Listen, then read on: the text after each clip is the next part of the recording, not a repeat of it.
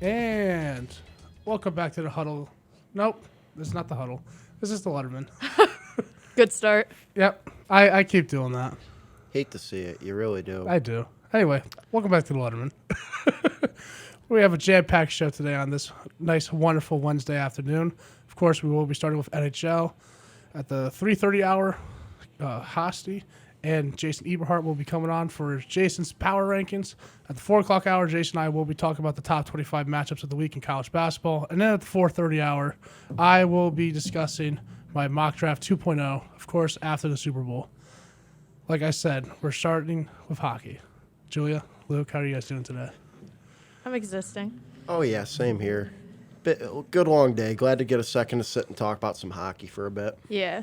Of course, hockey. We haven't actually talked hockey in a long time. No, on not the since show. last semester. Yeah, I mean, so. I know you guys have busy schedules. And Yeah. So, You've seen it. you want to talk about your Friday? Oh, my Friday, that's like reliving high school.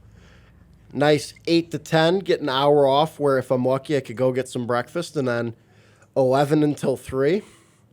Couple hours off, nice lift from 6 to 7:30 at night. Wow, Well, it's wonderful. All I heard is that from 3 to 6, you're free.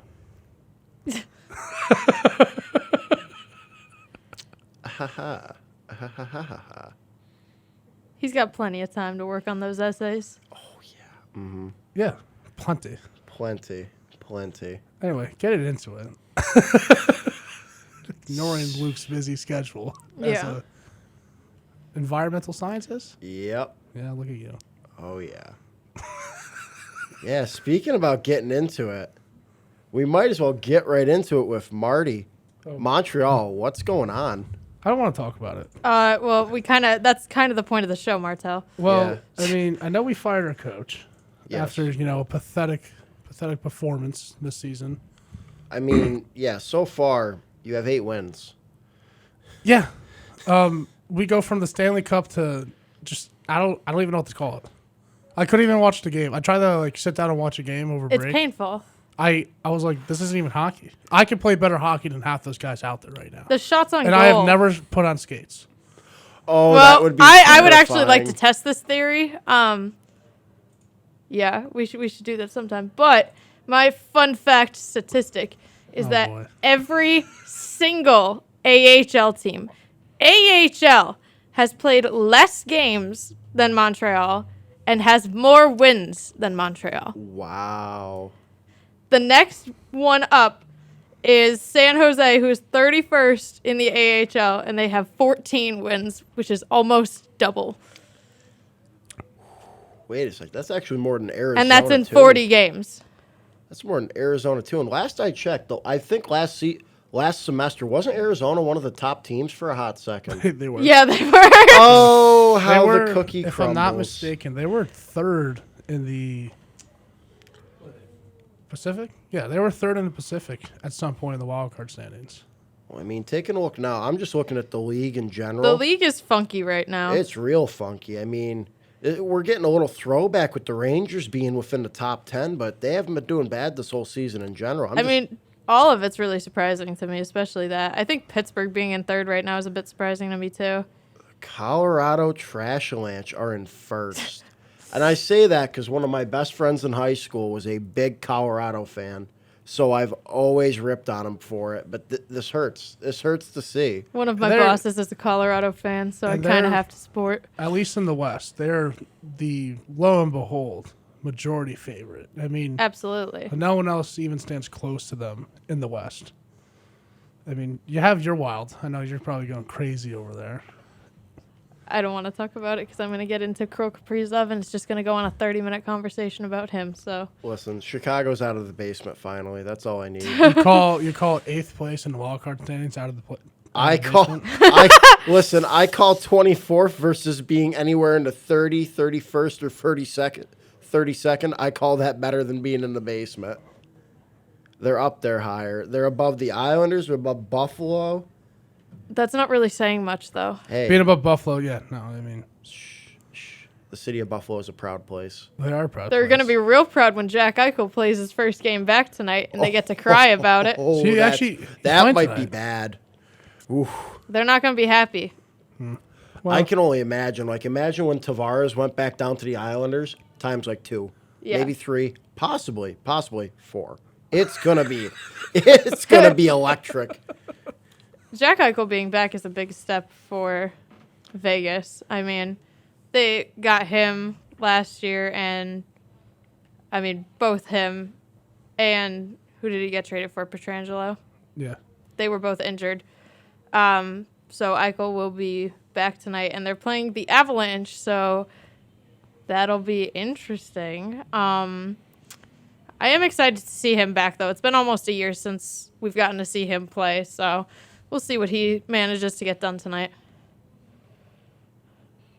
Silence, because nobody else knows anything about Jack Eichel, apparently. I gotta be honest. I spaced out for like. I second watched it. there. I watched your eyes just be like, I have no idea where I'm at. Yeah. Yeah. I didn't Luke. space out. I've just been, you see, while I enjoy the city of Buffalo very much, We're talking about Buffalo. I do love Buffalo. Listen, great place. A bunch of proud people love their city very much. Bills especially. They hang on for the Sabres for dear life with season after season of disappointment. There's a lady up there that she's been a season ticket holder since the Sabres' inception. Goes to every single game except for, I think, 3 total, all the home games. Like, diehard fans. And just imagine putting in that much effort, that much love and commitment for that to be your team. this. It boggles my mind. And yeah, like we said before, Eichel was supposed to be the answer. But obviously, you can't build an entire team off of just one player. Or if you could, they obviously couldn't do it. Right. So, Well, they also didn't want to help him when he wanted to get his specific surgery, and they weren't willing to accommodate that. oh, exactly. So But I that mean, also has to do with the owner up there. I mean, Right. he- The pool is. There's Yeah. a lot with the pool. I mean, before, because he also owns the Bills. Right. Before McDermott came in, the Bills were a trash organization. Just, fair point. and he had all control of both teams, and he still has control of the Sabres. Right. Now that he gave some control to McDermott, look what they're doing. He just needs to bring in a guy who he can trust, or say, "Hey, take some off of me." So I can feel like there's too much weighing on him. yeah, and I feel like it's a difference between some owners in this league, in different sports leagues. Like some owners take too much responsibility, Yeah. and sometimes it's good, sometimes it's bad.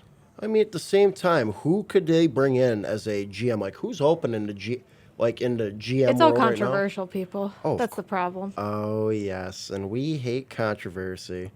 And you don't want to bring any more of that to Buffalo because there's already enough of that up there. So No. We want more. Burn Spice it up a little bit? Burn it Burn down. Listen. I was upset. I was upset when the Bills lost. I was ready to get in my car, drive up there after they made it to the Super Bowl and won. I was going through tables on tables. It would have been great, but alas, it wasn't meant to be. And I would have joined you. Actually, course. the whole Road house would have trip. joined you. Oh my gosh, I can only imagine. Did Mike tell you if the Bills went to the Super Bowl, we were going to crash with you up in Buffalo that weekend? I can only imagine. He said that we were just going to follow you up there, and then you're just going to like notice us behind you and be like, no, we're making this. Mike seems to want to do a lot of following me around. Wait until I'm on duty as an RA and just show up and make my night a nightmare. Listen, we like to have fun. Speaking of fun, the Coyotes aren't that. no, they're definitely not that. I actually saw a thing with the Coyotes the other day, since they are in the whole arena dispute, and they had gone to the Phoenix Suns and had asked them if they could use their arena, and they basically told them, please move somewhere else. We don't want you here. Yeah. Wow. So, Arizona, come to Hartford. We'll take you. well, they're going to the ASU stadium, I was gonna which say, isn't is that- insane because CHL level hockey, which is prospects that might not even go anywhere, have bigger arenas than what an NHL arena is going to be. But I do have good news about it. They will be able to fill the building for once. Oh gosh. How much does that hold? Like 6,000? Oh boy. Yeah, something like that. It's not much. I'll look it up. That's a little sad. I got to be honest. I mean, 6,000, and they're not even going to fill it. Let's be honest. They're not going to fill it with 6,000.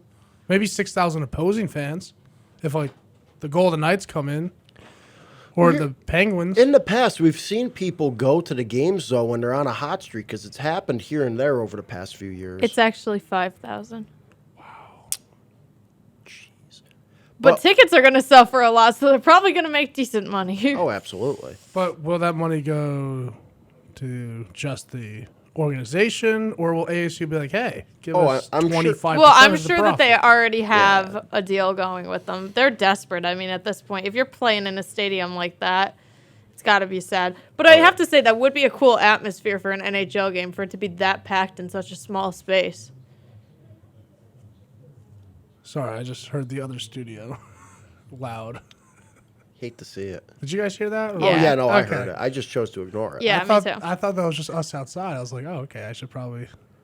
No, turn it up. All the Crank way. her up. What did you say? I'm sorry. Crank her up. No. What? Before Oh, that is a 5,000 person stadium, and that's crazy.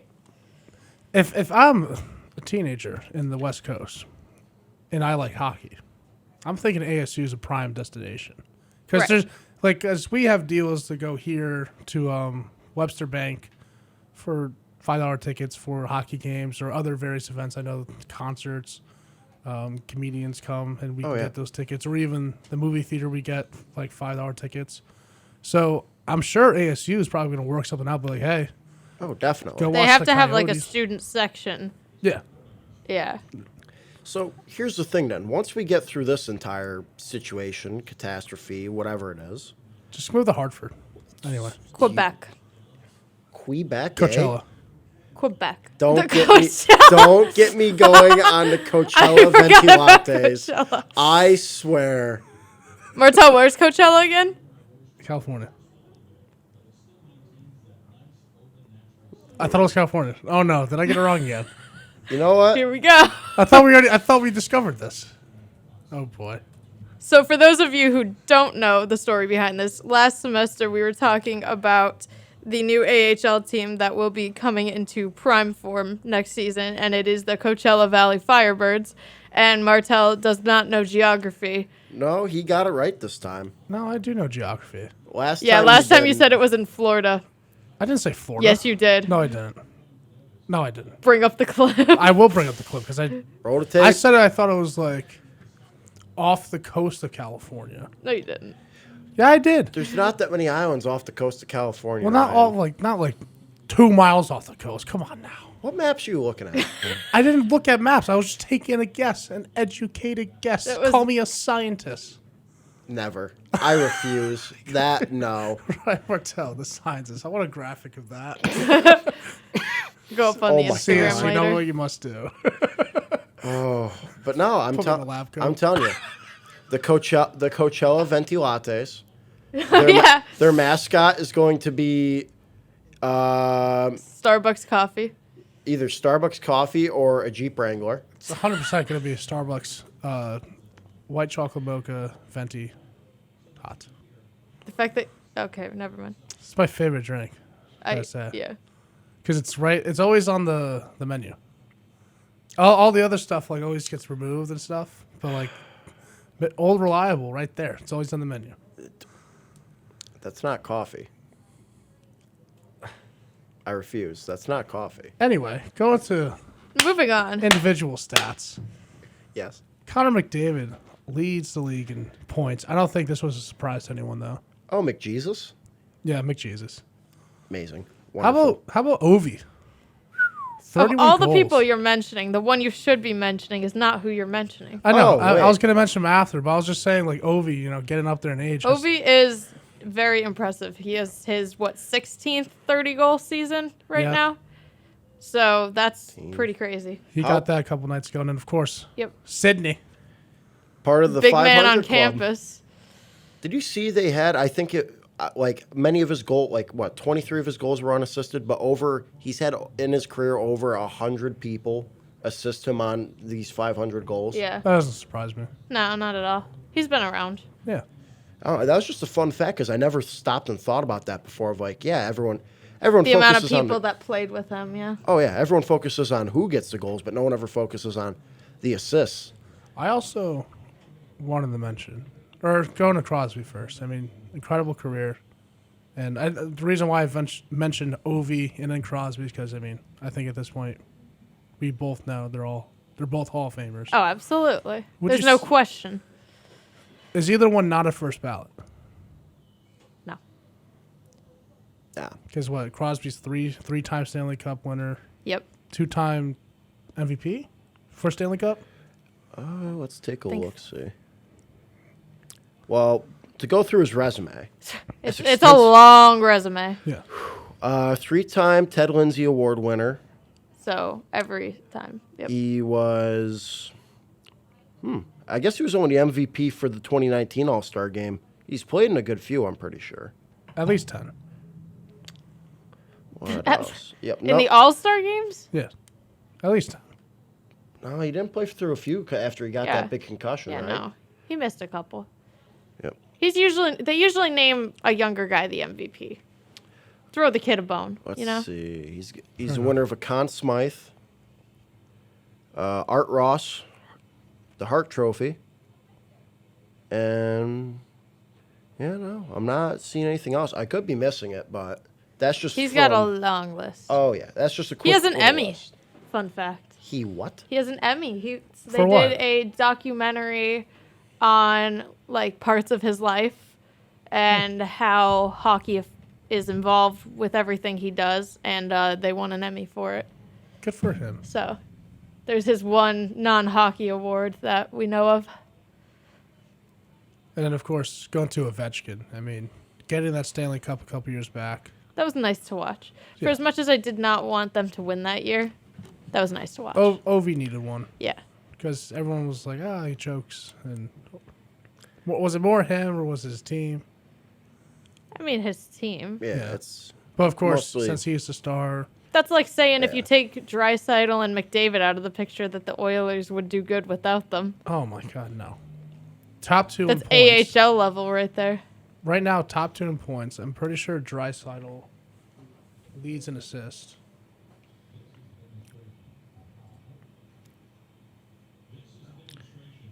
It is pretty crazy how much those Sorry. two affect a team, though. McDavid leads in assists. But, yeah, I mean, 2 very big benefactors for the Oilers. And without them, I don't think they're even in the playoff picture. I did want to mention... Draisaitl and McDavid both currently have 66 points. I did want to mention the top 2 rookies in points right now. Lucas Raymond and Moritz Selder. Cider. Sider. Isn't Sider he's from Germany, right? Wasn't he drafted within the rookie? Is he this year? Yeah. I was going to say, because I remember hearing about him, I want to say a year or two ago, and it was either juniors or one of the younger good. leagues. And, oh, yeah, he was tearing it up. So I'm not In shocked the World by that, Juniors, then. he did really good. Yeah. The thing He's that's- actually the one that they thought was going to get drafted in the second round, and they had him sitting at the draft, waiting to be drafted, not thinking he was even going to go in the first round, thinking he was just there for the day. And they called his name, and even he was in shock. Every single person was in shock. A lot of people dissed the Red Wings for drafting him at that, but, you know, It's working out. it worked out. And, I mean, they're not in the playoff picture. They're actually a little bit out of it. They're, if I'm not mistaken, 4th or 5th in the wild card rankings. So, just right out of it. I know they're 5th in the Metropolitan. So, they're on the outside looking in. They have a couple games to make up. Yeah. But, I mean, looking for the future, they're looking pretty good. They are. I mean, they do have a bright future with the way that they have been doing with their drafts. They've had a lot of really good young guys that are up and coming that are going to be coming into the league in a year or two. But the Red Wings, I have to say, do a pretty good job at developing their prospects. And we're on to prospects, so they don't know anything about that. I'll fight. No, you won't. Sub parking lot. The sub parking lot. Not Kirby Park. Not over here at UCOM. The sub parking lot. What's the UCOM? What, the building we're next to? That is the Sims Center on Main. I'm going to punch you in your throat. South Park. We can't. No threatening violence. I'm not threatening. It's a promise. So just for I'll me, take for that my promise. well-being to throw in here, Philadelphia still not great. So Well, you know. that's that. You know, it's Philly. Oh, I was really hoping they were gonna tie that losing streak. What happened to They Kata had Hot? they were going strong there for a while. What happened to Kata Hot? Like, what's going on? He can't stop a beach ball. That's what's going on. You know, yeah. that's kind of hard to do. Excuse you? What? I think we should put Martel in net one of these days. Oh, Suit you up. I for- wish I for hadn't. I wish I nice hadn't sold my D-League goalie game. pads. I wish I hadn't sold my Oh, goalie I pads. could get them easy. I I don't. could get them easy. You won't have my size. I work in a hockey store. Yeah, but like, We have used gear. You I'm- could borrow it. I'm jumbo. Okay, Baymax, calm down. You know what I'm happy about though? Looking at these stats, Yes. we are not last in goals for Who's we? the Canadians. But you're last. You have 8 wins. We're not last in goals for. Do you want a sticker? Our participation. You want a gold trophy, star, maybe? Martel? I'm just saying, the Islanders suck. You know what's funny? The Islanders have 119 goals against. You know what I think is funny though with the Islanders? How everybody trashed on their new stadium this year, and now Arizona's going to a literal baby stadium. A baby stadium Yeah. for college. Baby kids. stadium. You know, if only the Islanders had an offense though, because they literally have the. If only the third- Islanders had anyone good right now besides Matt Barzal. Yeah. Can I say the stat? Sorry, go ahead, Okay, continue. thank you. They're third in the league in goals against right now at 119, Right. but they're worse in offense. Last in offense at 104 goals. That makes sense. That's just sad because they have the foundation for a good team. They just don't have the right chemistry or pieces on the team. And the trade deadline's over, if I'm not mistaken. Like 3 weeks ago. No. Really? Are you thinking about basketball? You're thinking about No, yeah, I thought because usually everything for Hockey? the NHL is No. like 2 weeks before basketball. no. Oh, they don't have. When's their trade deadline? Towards the end of the season. It's usually like Yeah. a month and a half before playoffs. I don't know the exact date, but it's You learn something close new to every the day. end.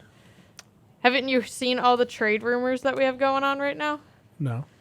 There was a thing the other day, and it was about how Vegas might be trying to get Fleury back, and the Blackhawks owner came out, and they were like, yeah, I don't usually address this kind of stuff, but absolutely not. Oh, We're not never. sending him back No. there. No. After what they no. did to him, he doesn't deserve to be back He's there, the only reason why the Blackhawks are out of the basement, according to Luke. according to Luke. Out of the basement. You guys just keep on piling it up. Come on. Keep on messing around. I swear to God. My team's higher than yours. No, because you're one of them Pennsylvania bandwagons. Oh yeah, Pittsburgh's great. I work for Pittsburgh, and I I'm not a don't Penguins care. fan, though. I He's a fan don't care. of hockey. Yes, you know my middle name. I can't say I'm a fan of a certain team or that team would be my middle name. My middle name is not Penguins. Fair enough. Oh yeah. By the way, the trade deadline is March 21st, so we got a little bit We got over time. a month. Me too. Wow. That day's going to be crazy. Maybe have to do a NHL trade deadline special. Oh, Might I think we have to. should. That's a good idea. We did an NBA one, so Yeah, it'll be absolutely. a fun time. Closer you get, the more hairy things get. Yeah, Luke, you're gonna have to take some time off of all those essays. All my essays off of doing my work. That Busy keeps me Friday. here in school. Yeah, Friday like I'm in high school again. I was telling you, it's a full day affair. When's that day? March 21st? Yep. Yeah. No, but like what day of the week? You know what? I think it's a Monday, I yeah. want to say. Monday. It is, in fact, a Monday. Interessante. Monday special for hockey. We'll see. 4 hours trade deadline. We'll see. This was your idea. I don't want to hear it. Well, Pittsburgh sucks. That's all I have to say. They're third in the league. Yeah, they suck. They're going to It's choke. weird that they're third in the league, though. Coincidence? They're so slow. It's weird that they're third in the league. They should not be there. They're a slow team. They have been since, like, their last Stanley Cup win. Yeah. They throw out old Well, they're going to guys. just disappoint everyone again this year. Yeah. Second round I mean, exits. you're not wrong. It's typically first anymore. Serious question, though. First like, or second? How far do we see the Rangers going? Second round. Second round? I could see second round. Honestly, I can see conference championship. I Fair. really can. It all depends on who they end up against. So, I mean, Yeah, I mean, that's if true. they face the Bruins No. in any round, Dunzo. yeah, No question. that's the only team they don't want to face. I really think that they match up well with the Lightning. I think both goaltenders are going to have a good show. Alex, I swear, if you keep on showing that trash franchise, So we're seeing a Devils logo right now being projected at our faces.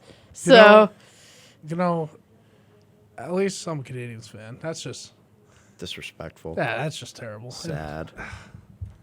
I mean, with that, Boo. we're going to take a short little break. When we come back, Hosty and Jason and I will be talking about Jason's power rankings for the NBA pre-All-Star break. This is the Letterman here on 90.7 WCLH. Keep it locked.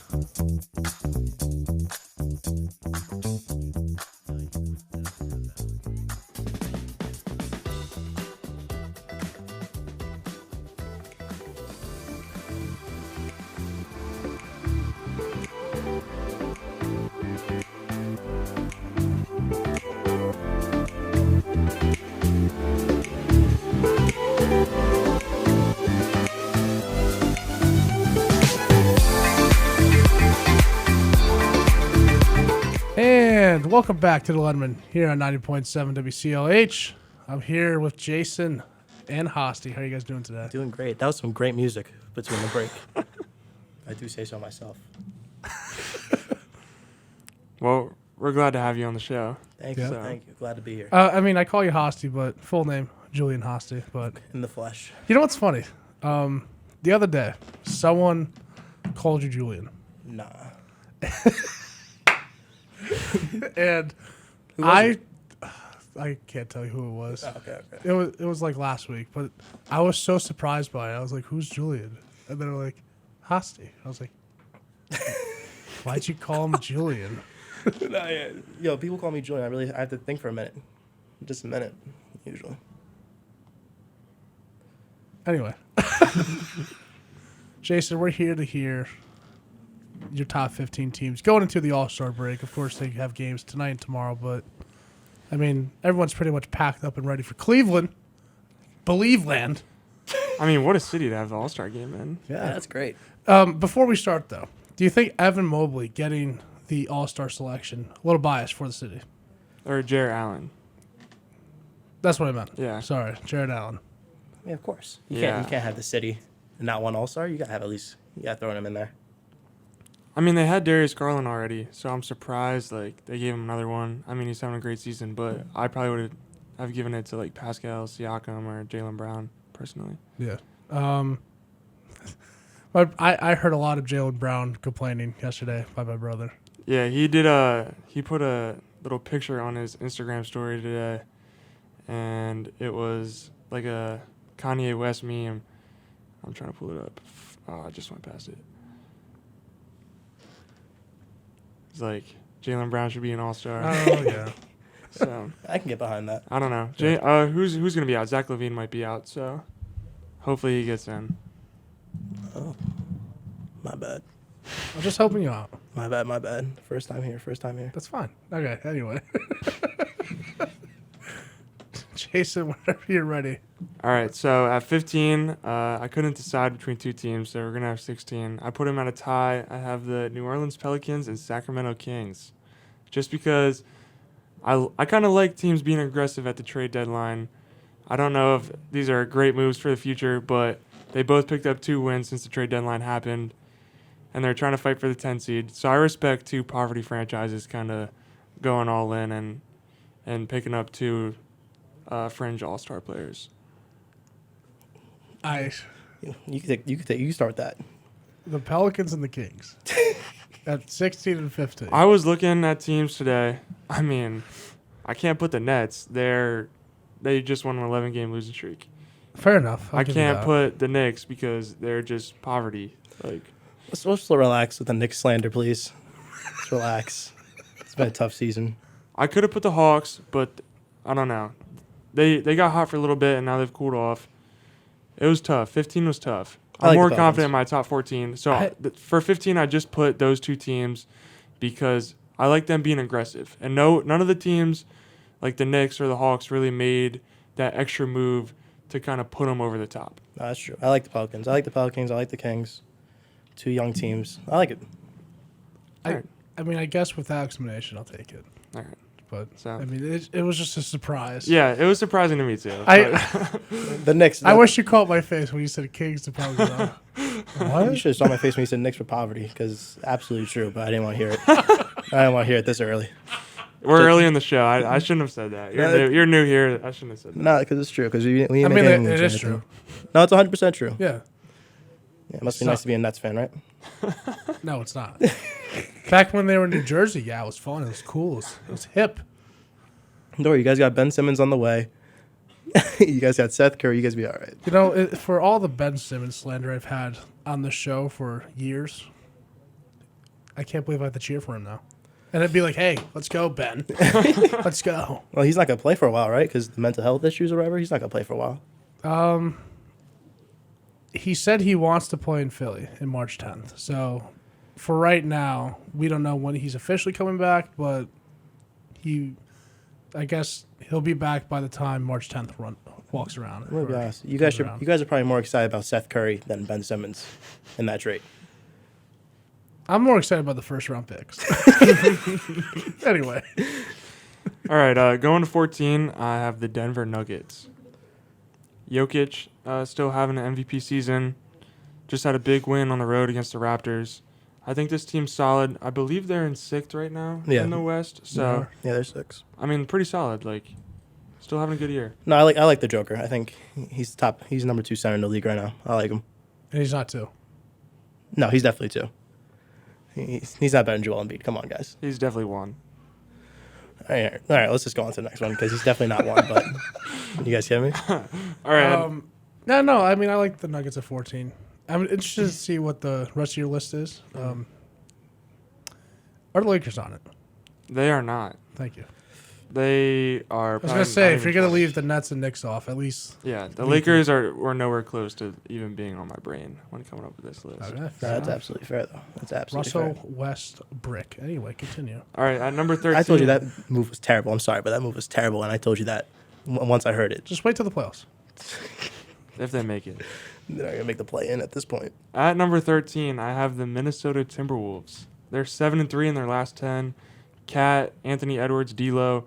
It's working a lot better than most people thought, and they're over 500, which is something the Timberwolves haven't had since Jimmy Butler was there. I like that young core. I like D'Lo. Love Cat. Yeah, they're going to make some noise in the playoffs. I really enjoy this. Anthony Edwards is quickly becoming one of my favorite players in the league. Cat, I think he has a lot to prove. And then, of course, D'Angelo Russell, I think he's in the same stage as Cat where he has a lot to prove. So we'll see where they go from this. I'm really excited to see if they can get that 6th seed. I mean, where are they at? They're a game and a half behind the Nuggets at 6. 3 games behind the Mavs at 5. And they have a pretty steady lead at the 7th seed. I mean, they're 3 games above the Clippers, 4.5 above the Lakers. So I definitely see a play-in with these guys, and let's see what they do. This is definitely a team you don't want to play in the playoffs, like in the first round. You definitely don't want to be playing the Timberwolves. Yeah, they have too much offensive firepower. Yeah, exactly. But the thing is, they haven't been to the playoffs. Mm-hmm. No, exactly. I don't think they win a 7-game series against any of the top dogs, but I think they take it to like a 6-game series or something like that in the first round. Yeah, I mean, if they get to that 5 seed and they play, let's just throw out the Mavs or the Grizzlies. Yeah, that's a great matchup. Yeah. That's who, like, if I'm a Timberwolves fan, that's who I'm going for right now. You know what's funny too? When we did our preseason predictions, Timberwolves dead last. I remember. You should have saw I had the Knicks in mind. We had the Knicks a little high too. Well, no, we had them 9? I think we had them in the play-in somewhere. Yeah. So Yeah, it's looking. They're not gonna make the play at this rate. What'd you have them 1?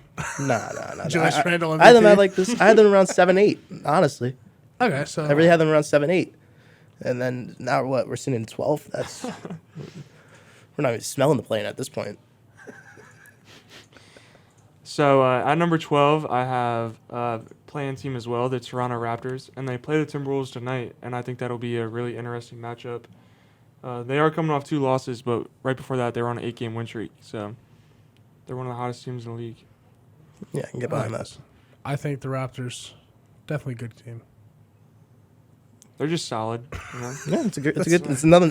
I have nothing to say about the Raptors. It's a good team. Yeah. They're in 7. It's another team that's probably gonna win their play-in tournament. A lot of people did not like the Fred VanVleet All-Star pick. I beg to differ.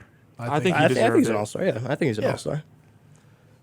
So. I mean, we'll see what happens. But the Raptors, honestly, not a team you want to face. That's another. Playoffs Yeah, that's in another the East, team. especially the Bulls or the Heat. Yeah. Would not want to play the Raptors right now. So at number 11, I have Luka and the Dallas Mavericks. I just had a big win last night in Miami. Maxi Kleba played really well. He had, I think, 5 blocks. Davis Bertans came in, hit a couple threes. So just a good overall team performance in Miami last night. I'm a huge Luka fan, so I love this. Like, I'm a huge Luka fan. I think he's the future of the league. That's Dinwiddie played. I'm not sure. Let me check the box score from last night. They got rid of Porzingis, right? He's not on the team anymore. Yeah, Right? Porzingis is now in Washington. Wow. Dinwiddie did play 23 minutes off the bench, had 4 points, 5 assists, 2 of 5 from the field. Oh yeah. I mean, I think, crazy. like I said last week, I think he's there for more defense than offensive production. Of course, he'll be able to help on the offensive side, but he's there for more wing defense. So hopefully that works out. But yeah, I mean, I think Mavs at 11. I mean, they've been a consistent team all year. It's a good pick. So at number 10, I have the Cleveland Cavaliers. So kind of overperformed expectations all year, and they're still doing that up until now. So they're definitely a top 10 team in the league. This is the first time they've been relevant since LeBron James. Let's be honest. And it's so great to see. Yeah, I mean, this is exciting times for Cleveland because, you know, they're going to have a good season this year. Then LeBron's going to be like, you know what? I'm done. Yeah, okay. I'm done with LA. Part 3. Joe Burrow, I need my state back. No, honestly, Kevin Love's still on the team, right? Yeah, he's playing really well. Yeah, no, Yeah. he's been I'm happy playing- for him because he's Yeah. been there since literally the beginning. Well, no, not since the beginning. Not the beginning, but I'm saying the when they beginning got. part 2. Yeah, the part 2. The part 2 LeBron tour. Yeah. Because no, he's had a renaissance of a season. I know the last couple of years he's been trying to get traded Yeah. and he didn't want to play, but you know, then this team starts winning, so he's like, you know what, I'll play basketball. Yeah. How many minutes is he playing? He's not playing. He's not starting nothing, right? I think he's coming off the bench. He's averaging 14 points a game on 22 minutes. So. Yeah, that's all you need. Good for him.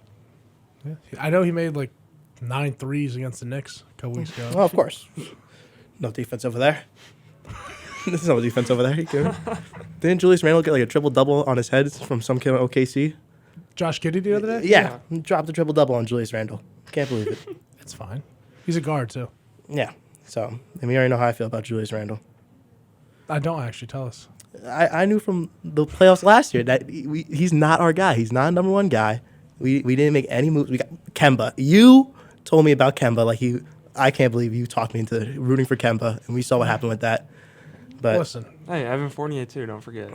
no, Martel made Kemba sound like the comeback. I couldn't believe it. He had me so hyped. Listen, what Kemba did to me as a 10-year-old in Connecticut, that sounds a little... Okay, anyway. Wow. What he did to me as a UConn fan, I mean, I can't forget what he did. So, of course, Kemba's my guy. I knew Julius Randle wasn't our guy, and he just continues to keep proving why he's not our guy. And now we're in the 12th seed. As long as Kemba keeps smiling, who cares, right? Exactly. At least someone's smiling over there. All right, while we're on the Knicks, what's their plan moving forward? Oh, The boy. Knicks? Oh, Yeah, boy. tell me your plan for them moving forward. Yeah, I'm gonna be honest with you. You gotta blow it up at this point. Like, there's nothing to build off of. I like RJ Barrett. He is starting to play a little bit better, but I don't think he's ever gonna hit the ceiling that we thought he was gonna hit. I don't think he's ever gonna be an all-star. At least what I've been seeing, I don't know if he's ever gonna be an all-star anytime soon. Julius Randle, he's probably a number 2 at best. We need to bring someone in. We made no moves at the trade deadline. I know another lefty who would love to play in New York. Yeah, we talked about this a lot, actually. Who? Power forward. He was the number 1 pick a couple years ago. Played with Reddish and RJ All Barrett right, let's stop the guessing games. Let's just. at Duke. Oh, you want Zion to come over here? Yeah. Isn't Zion like that? He's been gaining weight, right? Like, what is he looking like these days? Is he looking like a basketball player? Because I've been seeing a couple pictures, and he just keeps getting bigger. Listen, it's okay to get bigger. Not for him. As much jumping he's doing, he's gonna be done in like 2 years if he keeps getting bigger. He wants to play in New York, and I feel like if he goes to New York, he'll he'll lay off the Pizza Hut challenge and start going to the sushi bars. And didn't we get Cam Radish? Isn't he like not even getting minutes? Like, doesn't he like? Tibbs isn't even playing. Yeah, like why did he even do that move? He's not even playing. And Wait, Reddish isn't even playing? no, I think we're giving like what? Like did he get like 4 minutes one night or something like Yeah. that? He has like 6 DNPs since he got there. What is the point of that trade, then? He doesn't want to put him in the rotation. I mean, I understand getting rid of Kevin Knox because he's just. Oh, we're not even gonna get into Kevin Knox. I don't want to get into Kevin Knox. I haven't heard anything good from him since he got drafted. Like, what is he doing for us? You didn't do anything. Yeah. So now I'm That's sitting why here, he's now in Atlanta. and now I got someone who's literally just sitting on the bench. Cam Radish just sitting on the bench doing nothing, and I think he could play. Oh, he can definitely play. Like he could. Like you tell me he could get any minutes. Come on. Anyway, All right, where are we? We were the Cavs, right? Yeah, we're the Cavs. I will have to say though, I think the Cavs should be higher. Okay. Nah, We'll I like see. that spot. I like that spot for the Cavs. Number 9, Utah Jazz. They're on a 6-game win streak. Donovan's back, right? Yeah, guys have been in and out of the lineup for well over a month now. So I think they're 4th in the West right now. Yeah, they're 4. A little down from where they were last year, but I don't know. Yeah, but that's a veteran team. Yeah, like they don't really need to try. In the Yeah, that's what regular I'm saying. season. They don't even need to be a top 3 seed. They're gonna win that. I think they win their first series in the playoffs. I think they stay around the 4 seed the whole year. That's a good defensive team. Yeah, I mean with Gobert, controversial 3-time Defensive Player of the Year. Come on, stop it. Come on. Controversial. All right, yeah, I'll take it. Yeah, it's controversial. Should it be 3 times? Anyway, Donovan Mitchell, a budding star in this league. Honestly, what it's lined up right now, Jazz Mavericks, that would be such a fun series to watch. Yeah. Just Luka, Donovan going bucket for bucket. That's consistent 50-point games by Mitchell and Luka. And then Gobert in the middle going, saying, "Hey, look, I'm a statue." Just doing nothing. Come stop it. You kidding me? He's one of the best interior defensive players in the league. I'm talking about offensively. Oh, offensively, listen here, he's not there for that. He just kind of he's sits not there there. for He just kind of sits there. Goes, "Hey." I mean, he's a big man. Like, he's a defensive big man. He's getting there. He's going to get his buckets. So Drummond What's gets he averaging? Like 18 probably? He's not. Nah, definitely not. probably No, 10. definitely not. It's probably 10. 10? Nah. Is it actually 10? It's probably somewhere in between there. I don't think he's averaged above 15 in his career. Wow. But even there, he's there to play defense. And Rudy's he's doing, averaging 16 points. Whoa. you're close to wow. that. Everyone making me feel stupid on this show. I told you 16 so. points, 15 rebounds. What else do you want from him? I want him to 16 get dunked on by John Morant. Oh, okay. Well, Anyway. to be honest, I'm pretty sure we're going to get to that team soon. Yeah, very soon. Oh. Not very soon. Ah. Yeah. All right, number 8. This team has the second best center in the NBA on their team. Here we go. Philadelphia 76ers. And I just want to point out, they lost by 48 last night. They No, did. that was crazy. You know what's funny? We went to the Corday concert last night in Philly. In between breaks, my brother's watching the Celtics Philly game. Good. We played last night, and I wish I was watching the Celtics game instead. Like, I'm sorry to say it, but I get a little update at halftime when we're winning by 30. not a better feeling in the world. No, the Celtics. I think I saw a picture. I think James Harden the past 2 games he's been sitting through Celtics blowouts. Celtics are a good team. I like the Celtics. Jason Tatum's playing out of his And mind. I haven't heard Celtics yet. Yeah, so we'll get there. Don't worry, because Oh, Jason boy. Tatum's playing out of his mind. I can't wait for the bias to come in. Number one. They're not number one. They're not number one. First of all, But before they're up there. I did not know I was sitting next to a Celtics fan at all until just now. Had no idea. But I guess I have to stay here. We're gonna continue the show, but I'm not happy about it. I just want to be clear. I'm not happy about it. Well, It's okay. You'll get through it. No, we're gonna get through it. I mean, you had your moment to shine last year, and then you're gonna have to wait another 8 years. Oh yeah. Then Melo reincarnate's gonna come. It's just I can't believe can't believe we went from the 4 seed. We were the 4 seed last year. Yeah, So now we're not even sniffing the play. Like we're not. Like, I can't believe it. it's okay. Because it's the same roster, pretty much, right? It is the same roster. It's literally the same yeah. roster. And Added actually, Kemba. added Kemba. yeah, there you go. Your guy. We add Kemba. This is what happens.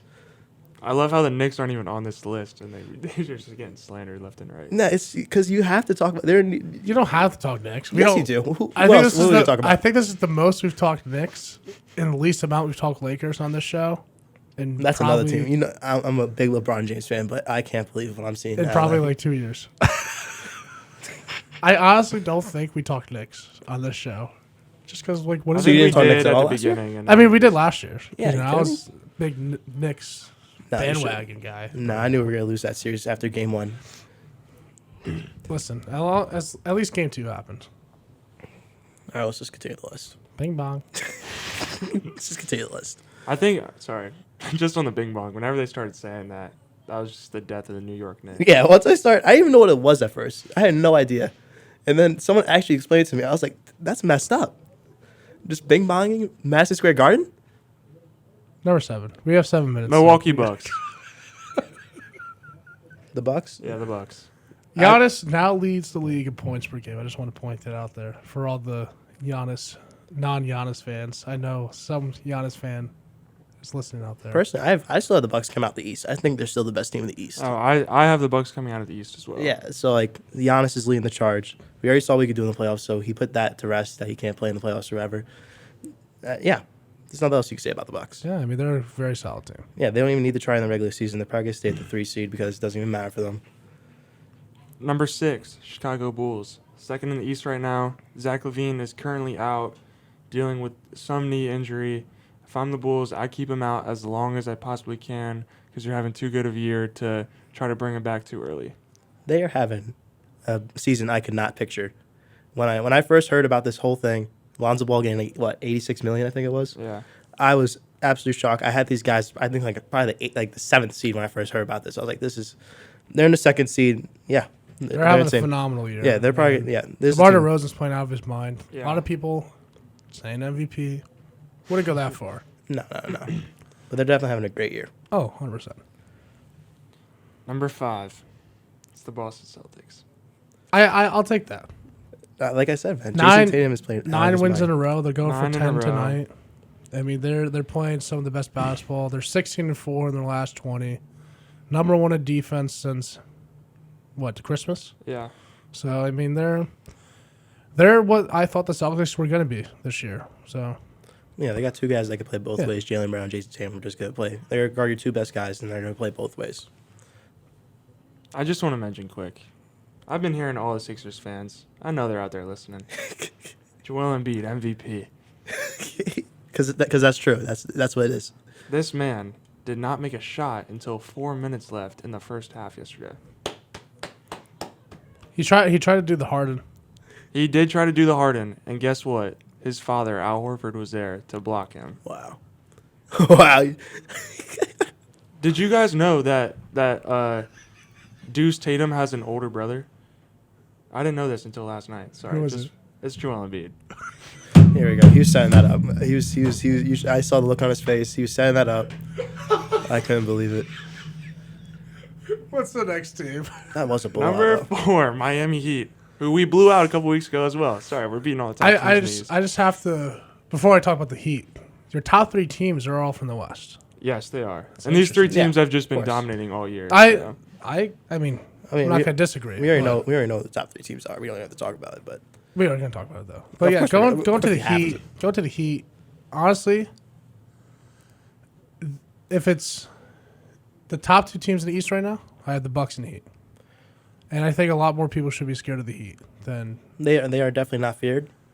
Yeah. I will say that, but like I said, they're not. I don't think they could beat. I the mean, Bucks they have in a championship seven-game series. experience. Mm-hmm. They're at least their main core has championship experience. PJ Tucker just won a championship last year, and I think Tyler Hero coming off the bench is going to be very crucial when it comes to the playoffs. And then Jimmy Yeah. Butler, I hope he doesn't shut down in the playoffs like he Yeah. did last year, but maybe if he doesn't play Giannis in the first round and waits until the conference finals, it's a different story.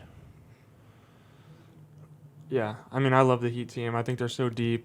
They're built for the playoffs too. I'm not going to say my favorite for the East, but I'm going to say Bucks Heat. Those are my two teams right now. Yeah, the only problem with they just have no one to deal with Giannis, and that's just what it is. I don't think they could beat the Bucks in a 7-game series, but I mean, they did it in 2020.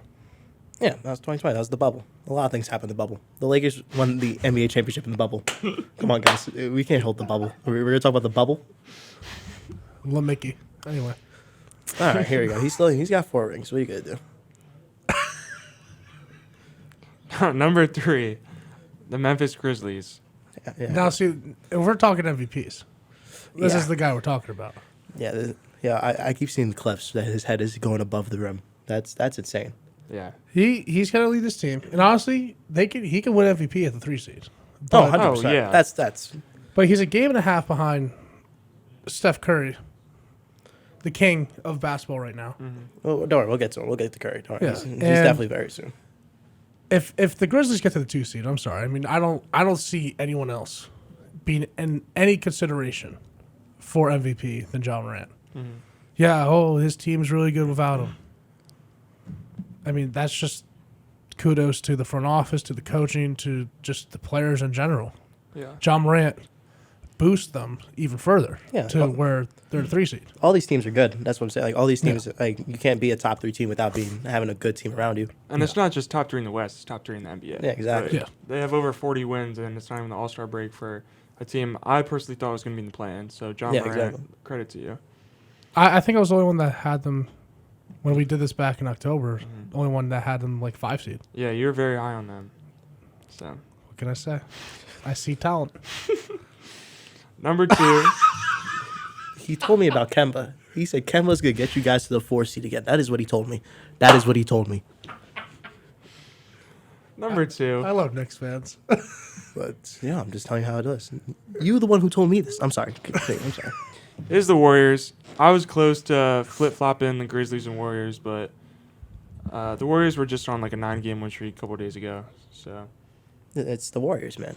It's the Splash Brothers are back. Klay Thompson's playing great. Curry's playing great. It's so good watching Klay Thompson. He's got to be the most loved player in the NBA right now, right? Oh, 100%. Yeah, it's not even close. There's not much else to talk about. I mean, Yeah. Curry's doing his thing. Clay's doing his thing. Wiggins. All-Star starter Wiggins. Wiggins. Wiggins. No, Curry's having a year. I didn't think he was gonna have this year ever again. You know who I'm very impressed by? Sorry for interrupting. No, you're good. You're good. Jonathan Kuminga. I was very high on him coming out of the draft, and I thought the Warriors grabbing him was just like, wow. Oh, yeah. Well, there you go. Have fun, league. Yeah, he had like 18 points and like 11 rebounds against the Lakers the other day. And every time I see him, he's just dunking. Like the dunk he had the other day, he jumped from halfway from the free throw line. So like the restricted, what is that called? Yeah, the restricted arc. The restricted arc. He jumped from before that. It was a simple 2-hand slam. It's just floated. Okay, yeah. How are they going to defend that in the playoffs? Who knows? Because he's just going to float and be like, "Hey, Curry, boom." But Yeah, you're not defending it. And at number 1 is the team that's probably been here for over 2.5 months now. It's the Phoenix Suns. Well-oiled machine. Not much to say. They're just dominating everyone right now. It's just a basketball team over there that knows how to play basketball. It's just what it is. I also want to point out the Suns and the Grizzlies, both 9-1 in their last 10. Warriors 7-3, but like you said, just were coming off a 6-game winning streak. Or Yeah, something? they were on a win streak a little bit ago. So, I mean, these are definitely the top 3 teams in the NBA. And only one of them can go to the finals, which is great. It's going to be a great playoffs. Yeah. And that one team. And it might be the Lakers that come out of the West, too. I love LeBron, but None of them could make it out. Listen, LeBron's going to make the playoffs. of course he And is. It's going to be through playing, probably. I don't think he's a... He is not beating the Suns. He's not beating the Warriors. He might beat the Grizzlies.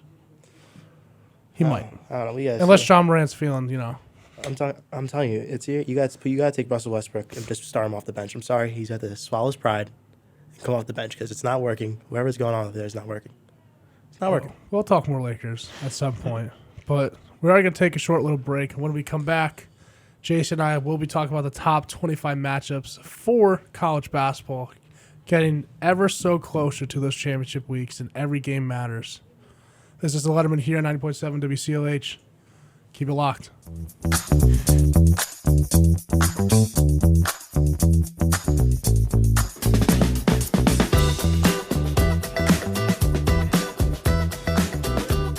sure to keep it locked right here on 90.7 FM. You're listening to WCLH.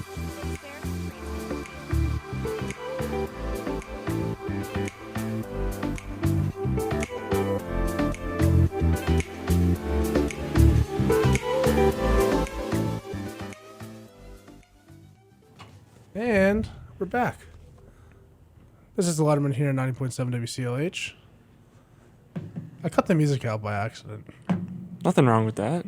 More time for college basketball. That is true. And what a great week. That starts tonight. I want to point out, because I've already mentioned it before, I was at the concert last night. My brother watching the Celtics game. On my right, to my left, there was a Nova fan watching the Providence game. Yeah. At the time, I gave a little piece of my mind, Yeah. UConn, Nova rivalry. Yeah, and then he goes, yeah, I went to the Nova UConn game. I was like, you know what? I'm gonna go that way. Just turn around. Yeah. Don't talk to him again. Well, I didn't know the kid. Right. I was friendly. That's a change. Whoa. Whoa. I'm just kidding. Guys, I'm just kidding. Martel is super friendly. Biggest UConn fan I know. But we'll get to them later as they try to claim the Big East. We will claim the Big East. Let's not kid ourselves here. Come on now. We're going for that magical Kemba 11-game win streak tour. I want another ESPN 30 for 30. With Tyrese Martin this time. Listen, Baylor, Texas Tech. I have no words for him. The last time Baylor and Texas Tech met, Texas Tech handed Baylor their first loss of the season. Yeah. And Baylor's kind of been downhill since then, so kind of changed both programs' trajectory. Yeah, I mean, Texas Tech now ranked 11th, Baylor ranked 7th. This game's actually tonight at 9, so, prime time, ESPN. I don't know why I said it like that, but I did. I was kind of... Anyway. Texas Tech is home this time, so I think that's the more surprising part. Yeah. That they were able to go to Waco? I believe so. Something like that. And beat Baylor. Yeah. So, who do you think is going to stand out here for both teams? Yeah. Well, I think both teams get it done by committee, and you can see that through their stats. I feel like we talk about LJ Cryer every time we do this, but he's still leading Baylor at 13.9 points per game, but they have 5 guys that average over 9. And then Texas Tech is led by senior forward Bryson Williams, who averages 13.5 points per game, and they also have 5 guys who average 9. So I think super even teams, both super deep. They don't just have a star player that if you shut them down, you can win. You got to account for all 5 guys, and I don't know. I think it'll be a good matchup, very even. And this has huge conference complications. I don't even know at this point. It's all over the place today. But Baylor second in the Big 12. Texas Tech third. Mm-hmm. If I'm not mistaken, if Texas Tech wins tonight, they overtake Baylor. Yeah. So that's huge. And not only would they overtake them, they would then have the They would have a tiebreaker, too. tiebreaker. So that would be very hard for Baylor to recover from. And I know it doesn't really mean anything in like the tournament weeks, Mhm. like who's home, who's away, because it's a Yeah. neutral location. But in terms of buys, if I'm not mistaken, the top 2 seeds in the Big 12 wait until day 3. Yeah. So that would just be an extra game that Baylor would have to play, saying if Texas Tech did win this game. Yeah. So, I mean, the huge implications for both teams here. And another thing going for Texas Tech here, they're 15-0 at home. Yeah. Their last home game was that Chris Beard when he came back with Texas. Ooh. And that place was rocking. They have some of the best fans in the country. So expect that place to be jumping tonight. And I definitely think Baylor winning the national title last year has basically not transformed, but is getting Texas to get back into like a basketball state. Mm-hmm. And it's funny because I watched the ESPN 30 for 30 on Houston a couple days ago. It was actually on after the Super Bowl. Oh, nice. Who would have known? Yeah. So I'm watching that, and they're like, yeah, for a couple years there, Texas was a basketball school Mm-hmm. or a basketball state. 5 slam a jam, who would have thought? But I mean, I think, yeah, turning. It is not slowly turning, but I mean, it's shifting towards basketball. Yeah. I mean, if you think about it, Texas was a 2 seed last year. Baylor won the national championship. Texas Tech was in the national championship 2-3 seasons ago Yeah. against Virginia. I mean, there's a lot of good basketball schools down there. TCU's no joke. I know I think they have 5 ranked teams from Texas right now. Yeah. Most in any state. Mm-hmm. From Houston, Baylor, Texas Tech, Texas, and I want to say SMU. Yeah, I think SMU might be ranked too after they. You After- called this last week. What did I say? Upset Houston. I think I didn't have too good of a day after that, but No, last week was rough. I called the upset of the week, Yes. and then UConn failed me. I had UConn too. Listen. And I had Houston winning easily. I don't know. My predictions were bad last week. So hopefully we can bounce back here. First prediction, Baylor at Texas Tech tonight. Who are you rolling with? I'm rolling with Texas Tech. I'm going with the momentum. They want that 2 seed. Mm-hmm. They obviously have Baylor's number, and I think they get it done tonight. And this is going to propel them into that 2 seed, not only in the Big 12, but in bracketology. And hopefully with this momentum, they can keep it going forward into the Big 12 conference play and into March Madness. Yeah, I'm going to roll with Texas Tech as well tonight. I think their defense is too good. Crowd's going to be going crazy. It's going to be close the whole way because Baylor is super talented, but I like the home team tonight. A new thing that I just started is I'm going to write down our predictions too. Good, I like that. Yeah, just so we can officially keep track. Mm-hmm. Moving on, though, to a team that we haven't talked about, but I'm very excited to talk about because I was huge on them last year. Mm-hmm. Number 12, Illinois travels to number 19, Michigan State this Saturday, noon game. This is 2 very interesting but entertaining teams. Yeah.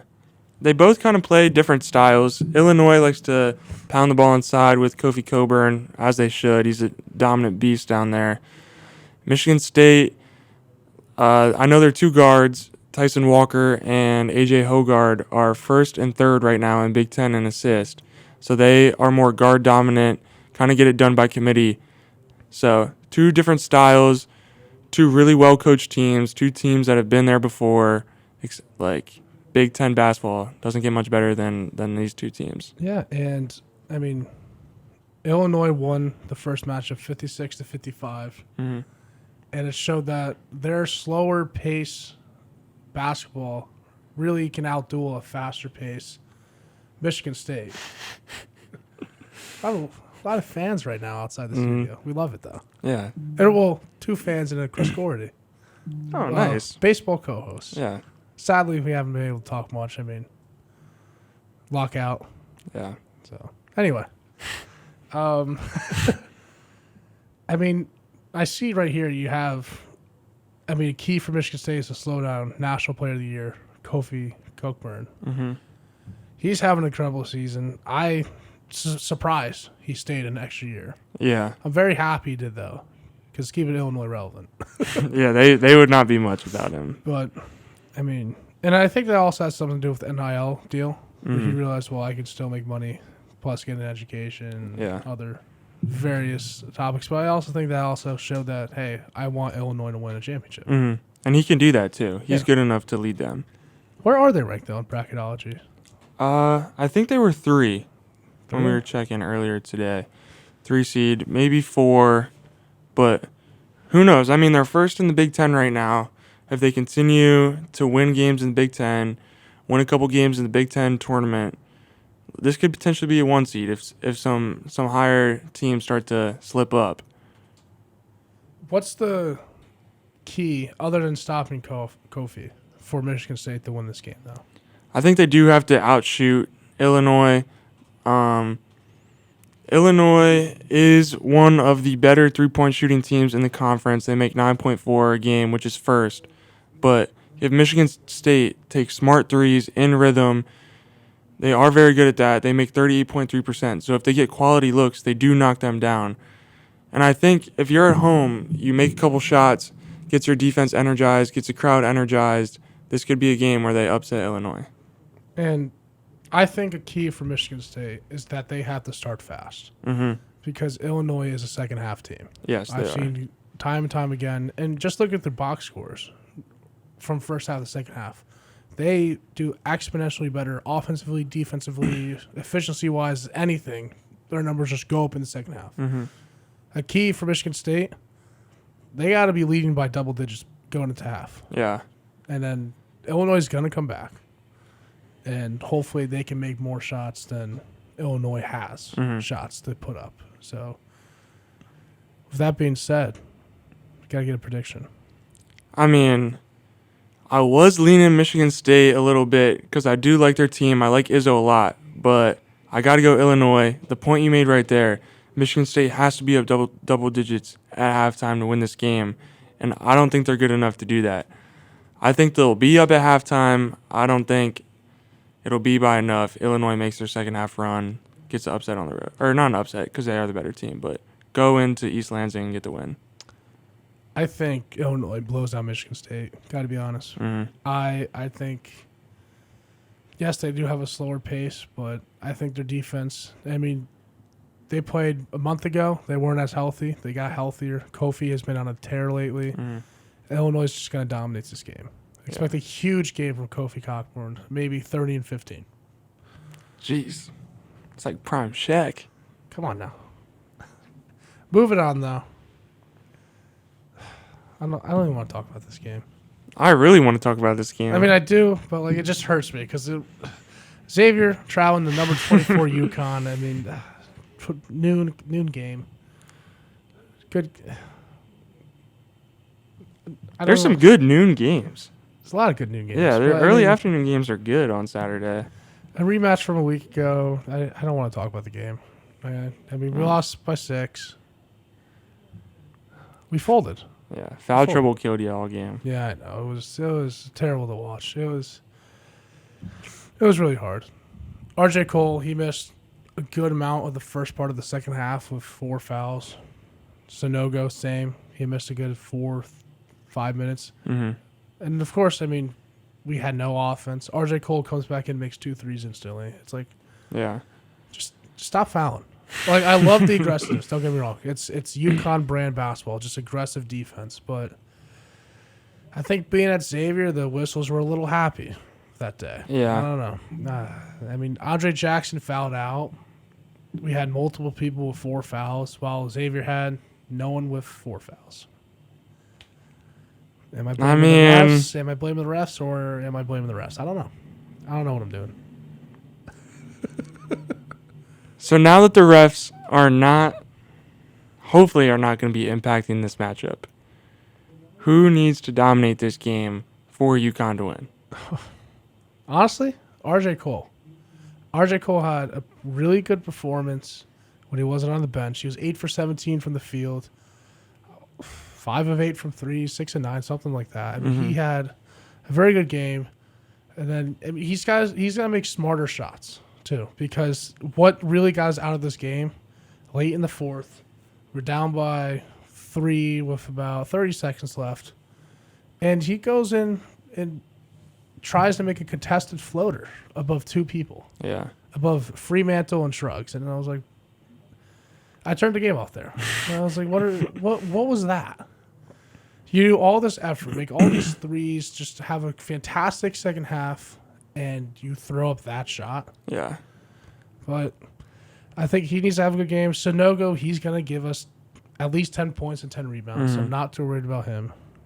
He needs to dominate that matchup Yeah. against Jack Nungy, though. Yeah. Jack Nungy, I mean, he had an impressive game last Friday, 22 points and 8 rebounds.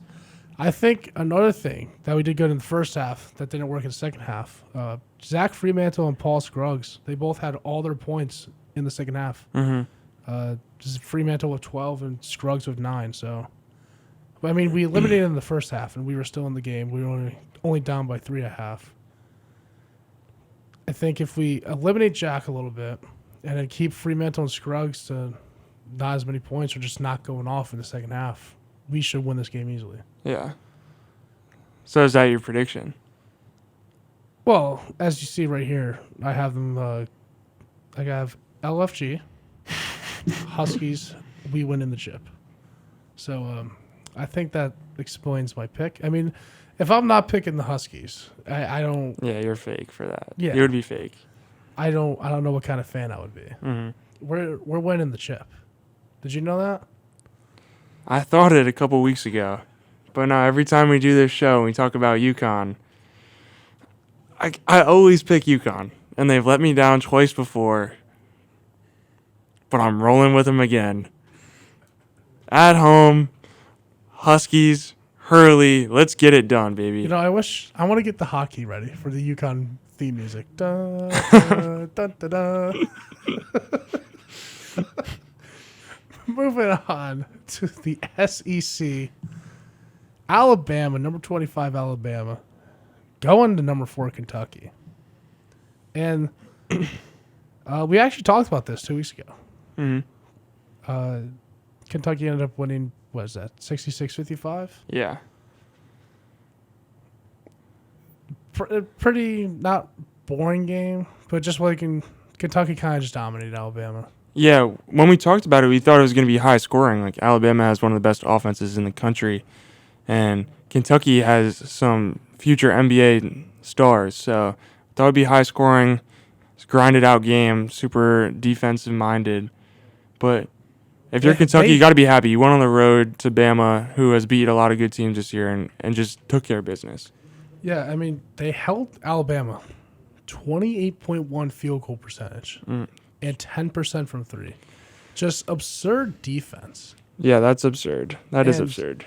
If they play like that, your prediction comes true. Yeah. I've always been high on their offense. It was their defense that kind of reserved me. People that don't know, Kentucky is my favorite to win the national championship, even after their loss last night. It's unbelievable. Yeah. I can't wait for UConn to just show you wrong. And I know you just said Bama has a lot of good wins. I mean, they have wins against Baylor, Houston, Gonzaga, but they also have a lot of terrible losses Yeah. against Georgia, Missouri, and Mississippi State. Which Bama are we going to see this Saturday? I want to say good Bama. I really do. I mean, this is on the road, tough environment. I want to say wasted the game, but I mean, you already had the game at home and wasted that opportunity to upset them. I mean, they're going into it, like I said, tough environment, a lot of stuff going for them. I mean, both teams average 80 points. So hopefully the offense comes this game. I would like Bama's chances in this game if Kentucky had won last night. But I think a loss last night refocused this Wildcats group, and at home, I think they get it done against Bama.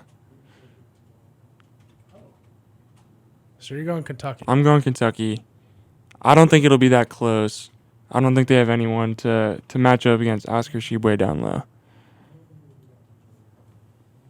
As much as I would love to pick Alabama here, I can't. Yeah, Like, I'm it's hard trying- to. It's so hard I'm to. trying like so many ways to just be like, yeah, let's go Bama. Like I want that upset. I want it so bad. And I hope it happens. But I'm gonna go with the safe pick. I mean, Kentucky, like you said, Oscar, he's just been a menace. 1.4 blocks, 2 steals, 16.2 points, and 15.3 rebounds. I mean, last game against Bama had 15 rebounds, 5 offensive, 4 steals. I mean, he's just a menace. And that's just like an average game for this dude. Was that 10-point, 15 rebound performance? Like Yeah. that was just a normal day. Like I feel like every week I see an ESPN tweet about him having a 20 and 20 game. Yeah, so I mean, for that reason, I gotta go Kentucky. So far, all the same picks. Yeah. Does this change with this next game? I like Sister Jean here. I mean, of course, Sister Jean. People are like, huh? Yeah. Drake is traveling to Loyola Chicago. No ranked teams, so no top 25. I guess we're lying in our segment. We're lying, but you gotta love your Missouri Valley Conference. We're giving love to the little schools here. They deserve it. I mean, two teams that have made the tournament last year. so. They're better than the West Coast Conference. That's all I'm saying. If Gonzaga played in this conference, they would not have won it last year. I'm sorry to tell people that, but Loyola Chicago was better than Gonzaga last year. maybe Gonzaga should move to the Missouri Valley. Who's in that conference? You have Loyola Chicago, Drake, Missouri State, who's really good. They have like a top 5 scorer in the country on their Wait, team. Missouri State or Murray State? Missouri. Is Murray State part of that too? They're Ohio Valley. That's them and Belmont are in there. That's a good conference yeah, too. yeah, That's yeah. better than the West Coast. The West Coast is literally just Gonzaga and then a bunch of nobodies. I'll give credit to BYU and St. Mary's. Bunch of nobodies. And then you get like Pepperdine, And Pacific. Pacific, And San Diego. does Hawaii even have a program? They do. Okay. They're not good. Their games are aired at like 3 a.m. Listen, that's prime time for guys just getting back from the bar on Saturday nights. Turn on to ESPN 8, the Ocho, and watch a nice Hawaii game against Pepperdine. Listen, there's nothing more entertaining than fall weeknights or weekends coming back from various places and put it on the Mountain West Conference and watches San Diego State, Boise State. That'll put you right to sleep. Now I watched the game. I'm crazy. I respect that. This is a true basketball fan right here. Well, I was talking football, but I mean, Oh either, man, look at me, man. well, either one. I'll watch the games. You got to know. I don't think you would be able to sleep with Boise State's bright blue field. No. Yeah. Anyway, go to Drake. They beat Loyola January 30th. 77-68. Sorry, I was just reading it. Both teams, I mean, Loyola, we all know at this point the noise that they have made in the tournament, and what a program that is. Who's their coach now? It was Porter Moser. Did he leave? He is now at Oklahoma. Ooh. He left this past year. And their head coach now is Denzel Valentine's brother. Really? Yeah. They're basically identical. Fair enough. Yeah. I hate to do this, but we are running low on time. I didn't realize how much we were talking. Quick prediction. Give me Loyola. I'm All going right. Loyola. I'm going Drake just because Drake Marshall, my teammate. I got to root for you. Go Drake Marshall and go Drake. Okay, fair enough. And then, of course, lastly, Oregon at Arizona. Top 2 teams in the Pac-12 conference. Oregon could get a step above against UCLA and USC with a win. Arizona, they secure the number 1 seed. Pretty much, unless they just have a collapse. But the way they're playing, I don't see them having a collapse. Maybe against Arizona State. Let's go Bobby Hurley. Well, other than that, no. I mean, Pac-12, very, very top heavy this year. Yeah, I mean you have your Arizona, you have your Oregon, you have your UCLA, and you have your USC. Other than that, nothing special. But the thing with Oregon is they've gone on the road this year and have beat UCLA. They've gone on the road, beat USC, so they're not afraid of the big dogs. Yeah, I mean they face after Arizona. Well, they have who they have tonight. They have someone tonight. I forgot who. Someone in the Pac-12. Mm-hmm. They're not a good competition. Newsflash. But then the next 3 games after tonight had Arizona, USC, UCLA. The thing about USC, UCLA is that they're both home. So not only did they beat them both on the road. Yeah. This is their first and only matchup against Arizona all year. I'm going to make a quick prediction here. Oregon and Arizona Pac-12 championship. I like it a lot. Yeah. And hopefully Arizona wins then because they're not winning Saturday. They're going to win. They're at home. No. I am Give me Oregon. one of the biggest haters on Arizona this year. I do not think they have what it takes to make a Final Four run, but they're good enough to win at home against Oregon. I don't think Arizona will be sleeping. They're a very focused team. I think they take care of business. The numbers show me, or Arizona. Arizona's coming off a tough loss last night, and Oregon's been having a really good stretch of games these last 7 games. I like Oregon. I think this win propels them to the top 25 and gives them a lot of momentum for the Pac-12 championship week. I'm going Oregon. Let's go Ducks. Marcus Mariota. Let's go Ducks. With that, we are going to take a short little break. When we come back, I will be sharing my mock draft 2.0. Of course, Zach and Zara will be telling me how wonderful and amazing it is, how it's the best thing they've ever heard. Call me the next Mike Mayock. Call me Todd McShay. All this stuff. Of course, this is Letterman here on 90.7 WCLH. Keep it locked.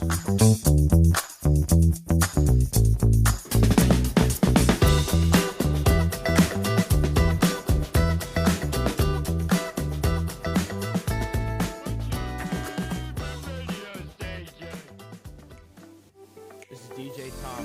And you're listening to WCLH.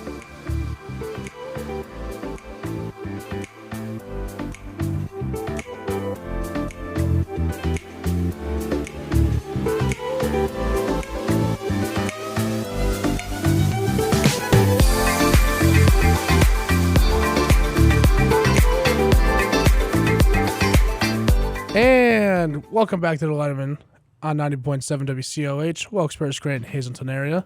I'm joined here by Zach and Zara. Marty. Zach, what was that?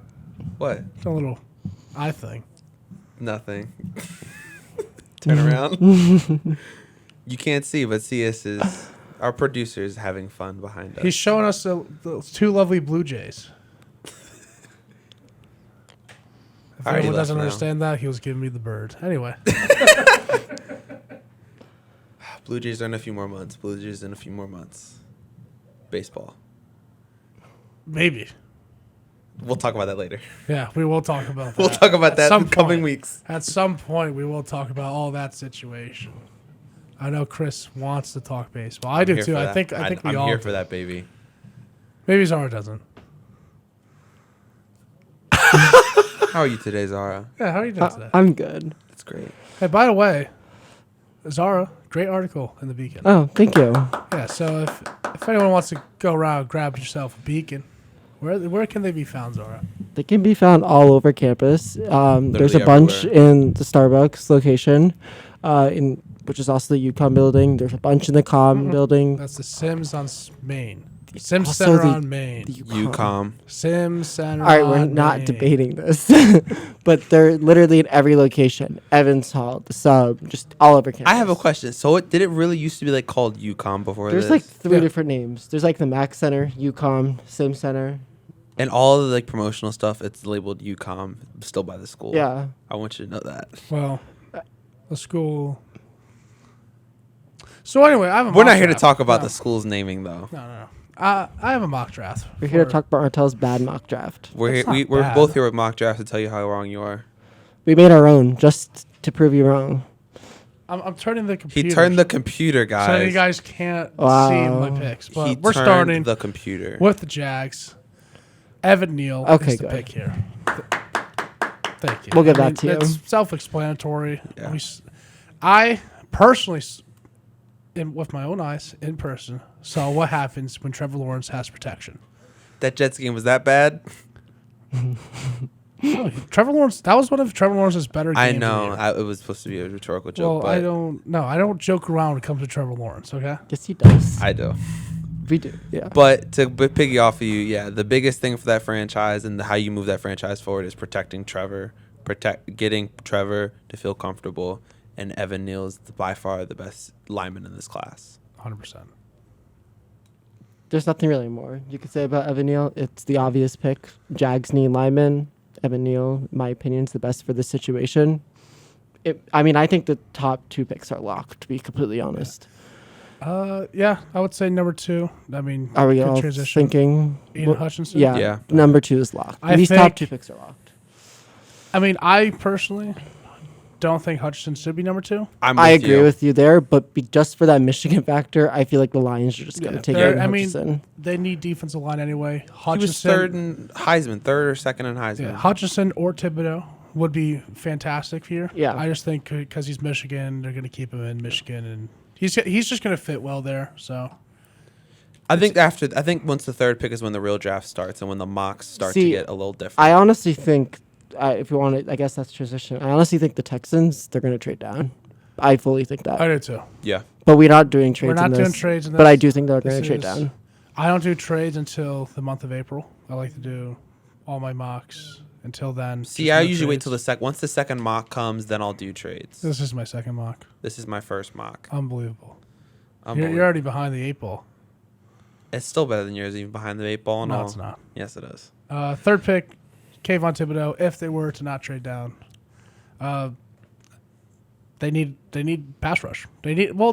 They need of everything. stuff. They need a See- lot. They need everything. Zach and I have the same pick. See, in my humble opinion, you're right. They should pick Thibodeau. But from what I've heard from Houston camp and also from what is going around, Hamilton looks more and more like the guy every day that Houston's going to go with. It is very early in the 100%. draft process too. It's early. Yes, we know it's early, but I like Hamilton, This and put- I think Hamilton at a natural position, like if he played linebacker or DN, is the unquestioned number 1 pick in this draft. But the problem is he's a safety. He's at a position where it's not as important. He's the best. In comparison to what is left in his position group, he's by far the best in comparison. But the problem is he plays safety. So Yeah. the fact that he's I ranked think- this high see, playing that this a is why testament. I think that the Texans should trade down. They can still get Kyle Hamilton just a few picks down. Yeah. I Because think if you- Kyle Hamilton is a top 5 player in this draft, and I mean, I'm a little spoiler. He's not in my top 10.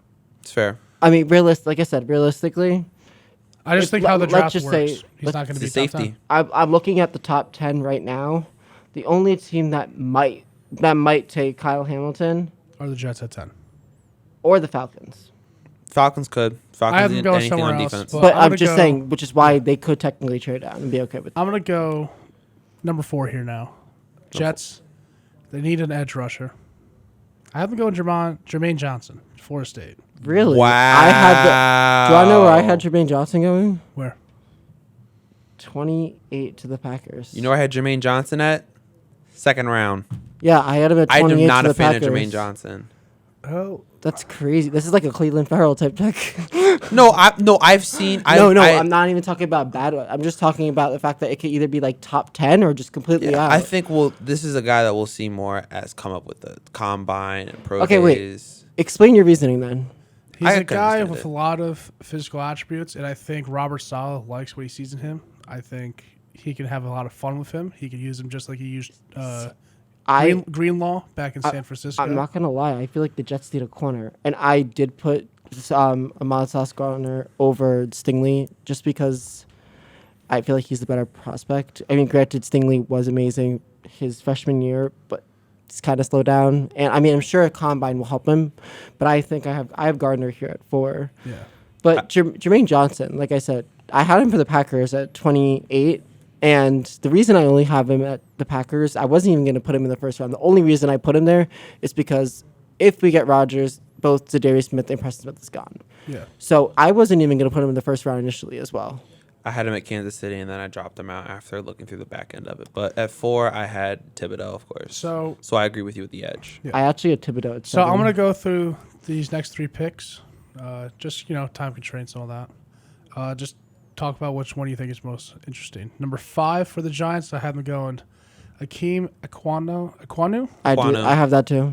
Offensive tackle, NC State. Number 6, I have the Carolina Panthers going Kenny Pickett, quarterback, Pittsburgh. And number 7, New York Giants going Tyler Linderbaugh, interior O-line, center, Iowa. All right. I thank God that me and you agree on the Giants going interior Offensive line, offensive 2 line. Yeah. Yeah, both picks. I've I seen had the that- same I guys. like that. I've seen it on plenty of mock drafts, and I agree with it. I like it. What I had the Giants doing is Ekwonu at 5, and then I do have them getting Thibodeau at 7, because then I had the Panthers getting Malik Willis and not Kenny Pickett. See, I had the I like Panthers- Malik Willis a lot better. The comparison is like he's a shorter, Josh Allen type player, and I like that a lot. The reason why I picked Pickett is because Matt Rule Matt has Rule, to save his job. I get that. He has to save his job, and Pickett's the most pro ready. who's the most, not only the most pro ready, who is the most non-turnover, like who turns the ball over the least out of all the Pickett. quarterbacks? Kenny Pickett. Pickett. See, He's going to make the safest throws. He has DJ Moore, very reliable target. He has Robbie Anderson, a deep threat, which he can still he hit also that deep has threat. Terrace Marshall. And he has who's the tight end? Ian Thomas. He has Ian Thomas, a very reliable tight end. I think could be a reliable tight They have end. Tommy Trumbull too. Yeah. See, So they like I have the said, pieces. They just need okay. a safe quarterback. At least we're all in agreement that it's quarterback. I do not agree. You're not. I think that this Panthers offensive line, regardless of what quarterback you can put in there, is going to crash and burn. So I have them going tackle here and then just waiting for the legendary quarterback class that's going to come up in 2023. I do think they should go tackle, but if they wait, Matt Rule's fired. You're right. So for that reason, they're going quarterback. I also have them as a trade down candidate just for that reason alone, but I understand. I'm not gonna lie. Actually, no. Originally, I thought they would trade up for a quarterback, but No. now looking at who's here, the only reason I thought they could have traded up was because of the Texans. But if the Texans are gonna trade down, I don't. Texans think it have way too many holes in this Yeah, class. and It's I not think good Davis enough. Mills is pretty good to get them. for Davis the Mills, season. well, give him another year. Davis Yeah. Mills in this draft class is arguing for a first round pick. That's how not Davis- good it is. Moving on to Okay. the next 3 picks. Wait, I want to say where I put Kenny Pickett. I have him at the Broncos at 9. Well, that's perfect then. Because Okay. number 8, I have Falcons going David Ajobo, edge, Michigan. 9, Broncos going Malik Willis, quarterback, Liberty. And number 10, New York Jets going Charles Cross, offensive tackle, Mississippi State. Okay, so we had very similar ones. I had Stingley actually going for the Falcons at 8. I think the duo of AJ Terrell and then Stingley would be completely dirty, locked down, pretty much locked down anyone. The only reason why I went edge is because they are losing. They did just cut Dante Fowler. Yeah, so they need. They had the pass worst rush. pass rush in the NFL last year, even with them. Yeah, That so is true. But I also know their secondary was pretty awful. Besides AJ Terrell, Did you pick Stingley yet in your mock? I have not. Have Wait. you picked Gardner in your mock yet? I have not. okay, wait. Interesting. And then It's very interesting. I'm feeling interested.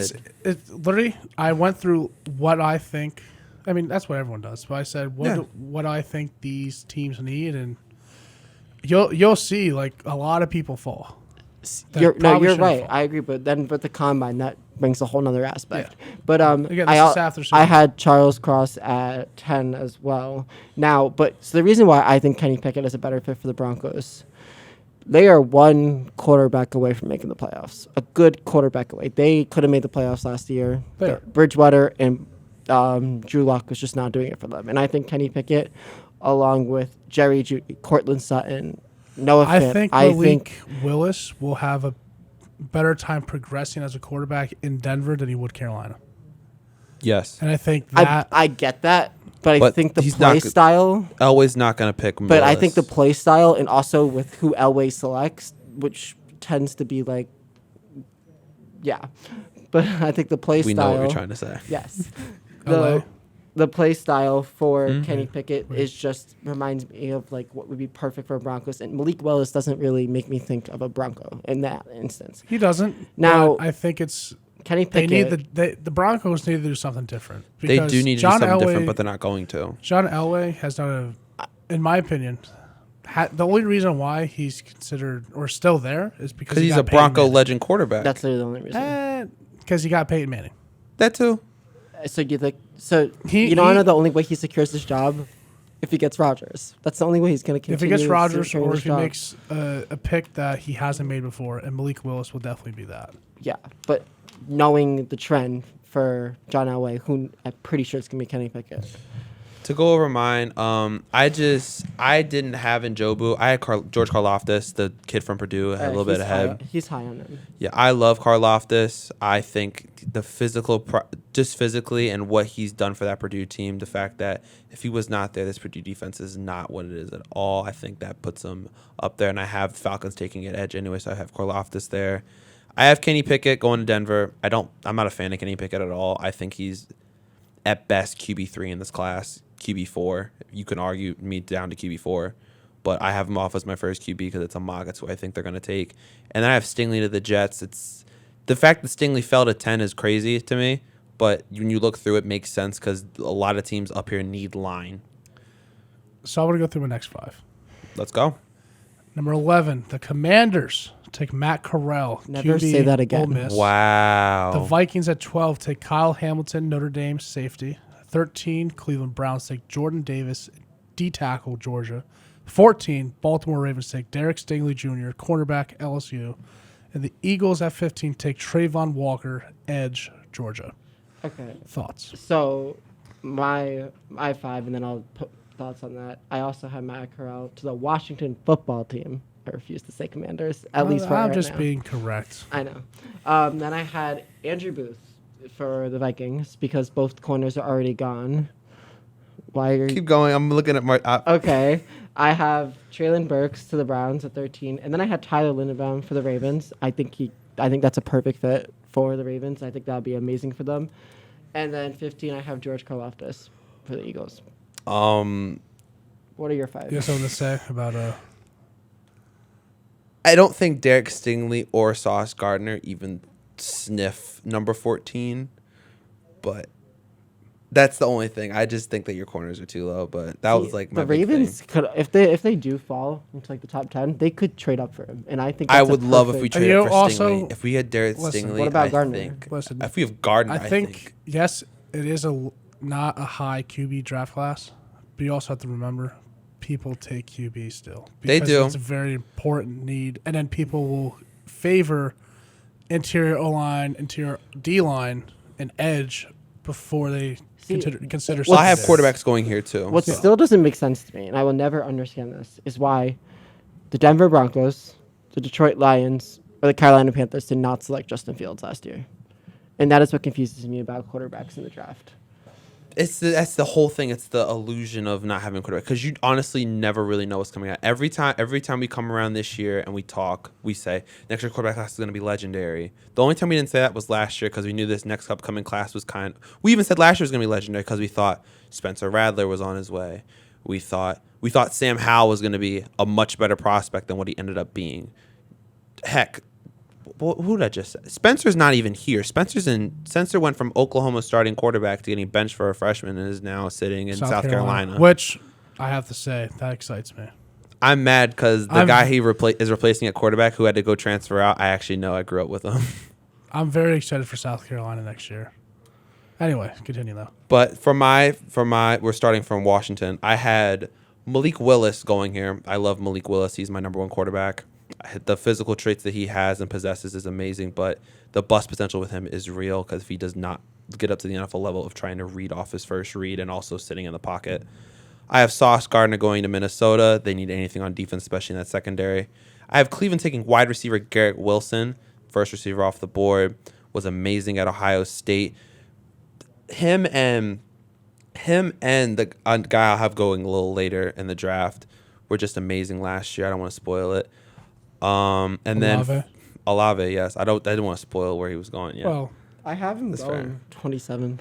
I have Olave. him Did I take Olave out? Because I was doing some You didn't editing. even put him in. Yeah, I have Olave going the Bucks. Yeah, at because I 27. moved him for Treylon toward the end of the draft. We'll talk about that towards the end. But Yeah. and then at 14, I had David Njoku going to Baltimore. Okay. I don't think he drops out of top 10. If he drops out of the top 10, I think the Ravens trade up and move for him. His Who do you have going to Baltimore? Dunjabu, DN, Michigan. I don't. Hello- Think I just hello, see the 15. connection with him and Mac McDonald. And 15, I have Devin Lloyd. Okay. So, I mean, I think Matt Corral, he's my top QB, but It's fair. people are going to fall in love with Pickett. He would be my top QB if it wasn't for the injury. What's his injury? He tore. He had a broken ankle in the bowl game. I did not know that. I still think he's going to be fine. Because He's it was still a my big favorite thing QB. about because his injury sparked a big conversation about playing in bowl games because McCaffrey, remember, he didn't play in his bowl game. A lot of guys didn't play in their bowl game. Thibodeau didn't play. Hutchinson played, of course. He was in the college football playoff. Kyle didn't play, but like guys like Corral did. So you see a lot of guys rallying around that, and it's like protection or not, because Corral he's QB1 if he's healthy, but you don't know where he's going to be at, with mobility being a huge part of his game. I think broken ankle, he can recover from that a little bit easier than other injuries. Well, let me double check it's a broken ankle. So I'm pretty sure though. David Ajabu. I was doing some research. I put him in, and apparently I took him out, and then forgot to put him in for a different spot. I was thinking of putting him at 8, and I guess I just didn't put him in my mock at all. But ankle. he's definitely top 15. Okay. So yeah, Matt Corral, I think he's the number 1 QB.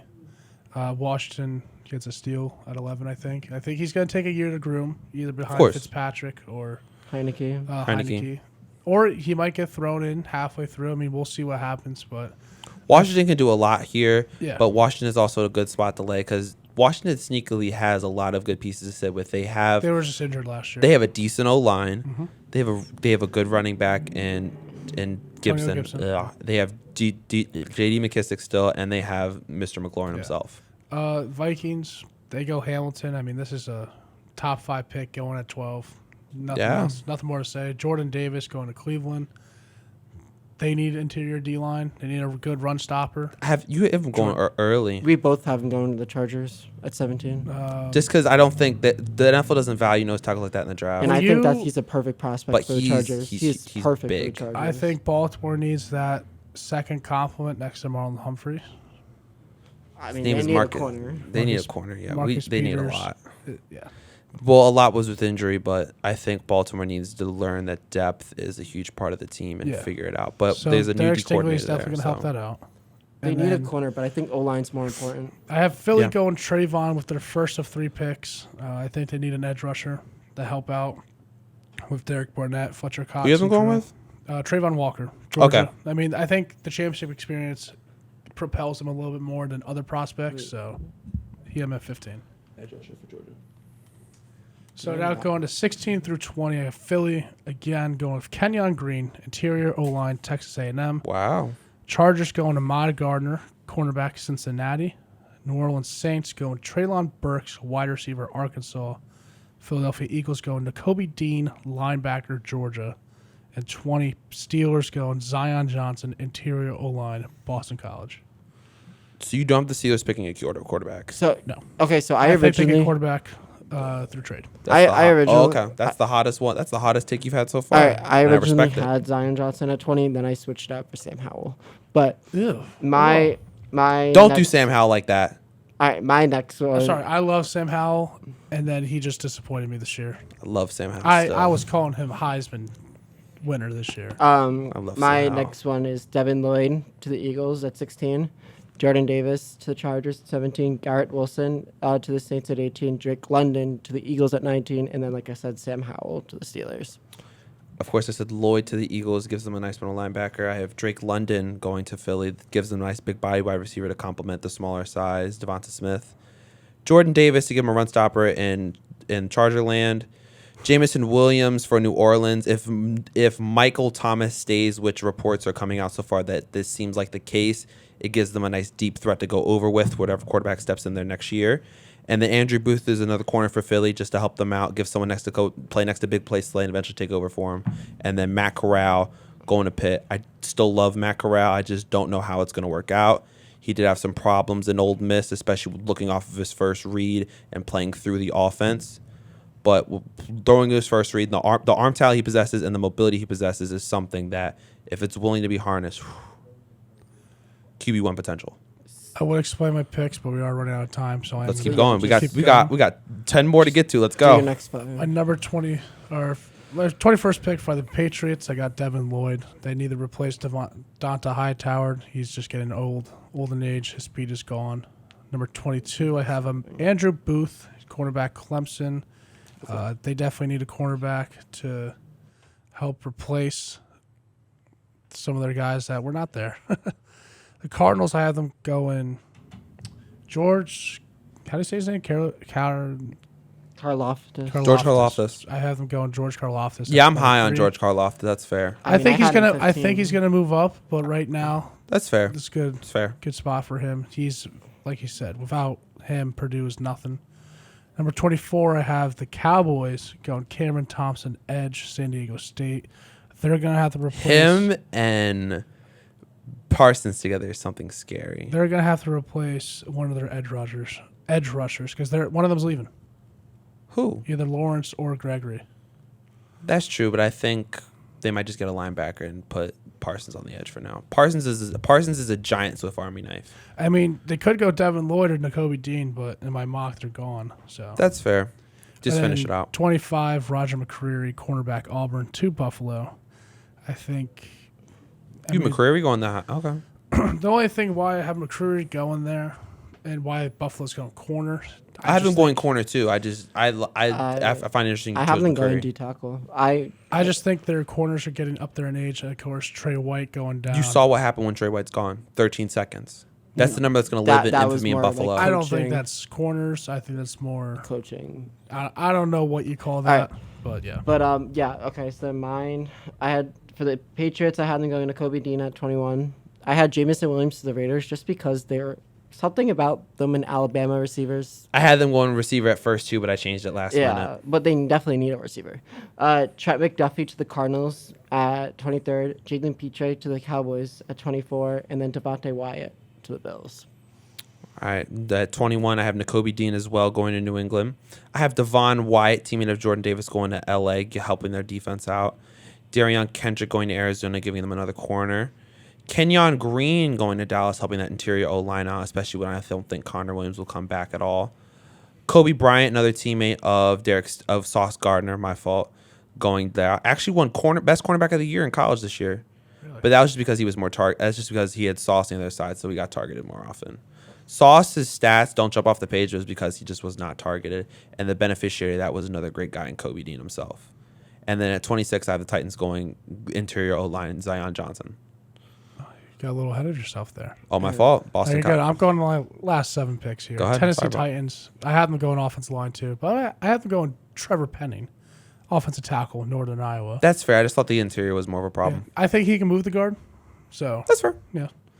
Tampa Bay Buccaneers, Jamison Williams, wide receiver, Alabama. I can see that. Green Bay Packers, the Marvin Leal, interior D-line, Texas A&M. Miami Dolphins, Garrett Wilson, wide receiver, Ohio State. Actually, I was mistaken by this. I'm sorry.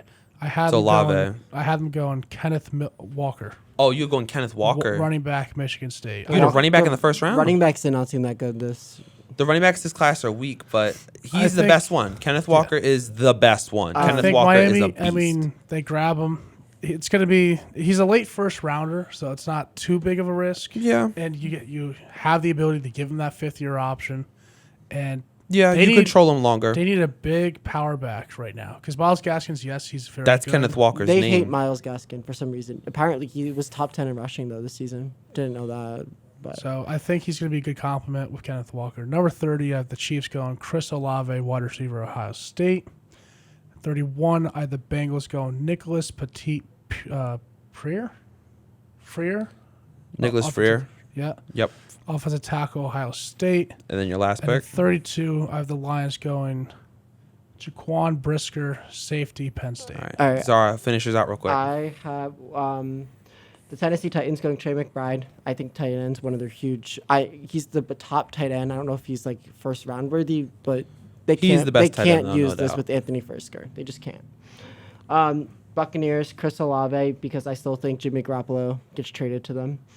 Packers, as I said, Jermaine Johnson, Rashawn Gary, Zadarius Smith and Preston Smith are probably gone. Miami Dolphins, Trevor Penning. Kansas City Chiefs, Roger McCreary. Cincinnati Bengals, Kenyon Green. I think they get him. And I think that'd be huge for them. And then Detroit Lions, Desmond Ridder, quarterback. All right, to pick up, as Des said earlier, Tennessee Titans fixed the interior O-line with Zion Johnson at guard. Tampa Bay gets a corner and Kyler Gordon, another kid from Washington out there. Green Bay goes wide receiver, gets a big body in Treylon Burks. Miami goes tackle, helping Tua out in Trevor Penning. Wide receiver as another big body in Jahan Dotson. Cincinnati gets their tackle problems or line problems in general, try and figure it out with Brahad Raheem. And then final pick in the first round, my favorite player in college football goes to the Detroit Lions and Sam Howell. I'm a North Carolina fan, so he's my favorite player. That's disgusting. I don't care. Sam Howell in the first round. I'm sorry. Again, I was very high on Sam Howell to start this year. Yeah, I thought Sam Howell was going to be the first pick in the draft. So, yeah. And then just... Yeah. It hurt. It hurt as a fan watching every game this year. 6 and 7. Just pathetic. We'll talk about that come college football season. Well, that's all we have for today. Of course, my mock draft was perfect. Nothing wrong with it. Jermaine Johnson at 4. You had no corner going till 14. You had Jermaine Johnson at 4. I'll fight. Of course, tune in Friday. We are starting at 3:30 with the NBA All-Star Weekend festivities, all that fun stuff that the NBA does. At 4 o'clock, we will be talking college wrestling matchups of the weekend. And then at the 4:30 mark, we will be back with more NFL talk, talking about the assistant coaches that got hired throughout the whole playoffs, because we haven't given them any love. Mac McDonald. Of course, this is Letterman here on 90.7 WCLH. Keep it locked.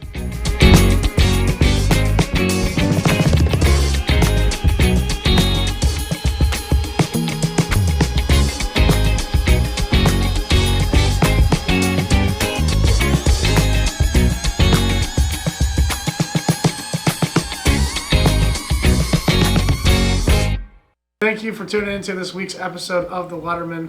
Of course, make sure to like and subscribe this video. And of course, follow us on all of our socials on Twitter, Instagram, and Facebook. And have a great day.